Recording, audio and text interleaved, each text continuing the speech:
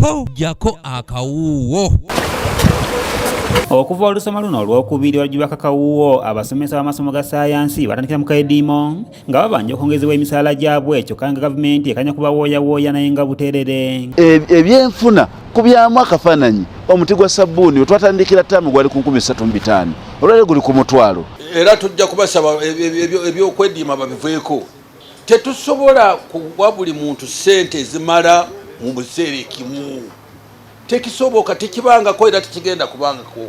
Esente zimala kambabuulire n'obwona okola otya nze ne musajja ntakola natandika kukola mu 69 ne kati nkyazinoonya. Mulide Aloni Mugayiga ngono esaba wandiisi w'ekibiina ekitaba abasomesa b'amasomo ga saayansi agamba nti basazeewo okuyimiriza akedimo kaabwe okutuusa ennaku z'omwezi 13 omwezi ogw'omukaaga nga baagala obudde bwebawadde gavumenti ebukozese bulungi erage ekituukiddwako ku by'okwongezebwa emisaala gyabwe gye basuubizibwa. National Executive Council yasazeewo okuyimiriza akedimo kano okutuusa nga 13 omwezi ogujja June 2022. Lwaki twagala obudde buno bwe tuwadde government kubanga tubadde tukyali mu budgeting process babukozese okukola ku nsonga zaffe. Tetwagala kulinda omanyi ne July amasomero gajja kubeera busy nga tuyingidde ne mooka. Tetwagala kutaataganya gunde, twagadde ekintu kimalirize nga bukyali. Agamba nti bagenda kwogera ne bannaabwe balabe engeri y'okubakubiriza akaseera kano bakayunge abayizi baleme okufiirizibwa ku kusoma kwabwe. There is no cause for worry or alarm over this. Mbadde ngamba mu Luganda wali yabuziza nti obudde bwe mumaze ennaku 10 nga temusomesa kati obudde buno mugenda mukolera ki? Abayizi tebafunye content. Twakizeemu bwe tuti nga National Executive Council yatudde nesalawo nti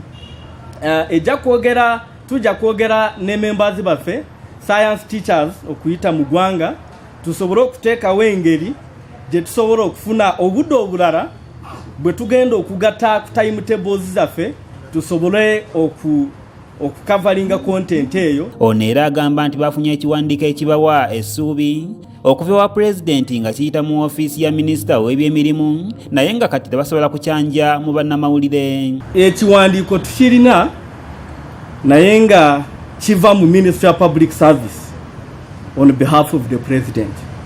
Minister wa Public Service ye yakisayininze on behalf of the President. Ekyo ndowooza kiri clear. Ekyo tukiri naye tetwagadde kukyanjula eri bannamawulire. Songa yaffe eyo tugirina tugikigazizeeyo. Kiberu Vincent Ngono omukungu okuva mu minisitule y'ebyenjigiriza wano wasinzidde n'asaba bannannyini masomero g'obwannannyini nabo okusasula obulungi abasomesa ssaako n'okwaterekera akasente mu NSSF ng'amateeka bwe galagira. Ffe mu gavumenti tukola amateeka agaffe ag'abasomesa baffe aba gavumenti. Naye tutera nnyo okugamba mbu ebirungi ebikolwa mu gavumenti mu aba private namwe mukole ki? Mubikoppe. Ffe kati minisita tuba kyetita rules and sanctions framework emitendera omuntu gy'ayitamu okukola ki? Omugaba bw'aba akoze ensobi oyita mu mitendera ki? Omala gakeera olw'okwadinanya ensonga n'omugoba tugamba muyise mu disciplinary committee okole ki? Katubagamba mbu ebirungi bye tukola. Stephen Tumusiime yakusakidde eggulire lino okulwa ABS television. Sitire tugamba tukusaba busabi tugamba kola ky'olina okukola ki? Okukola.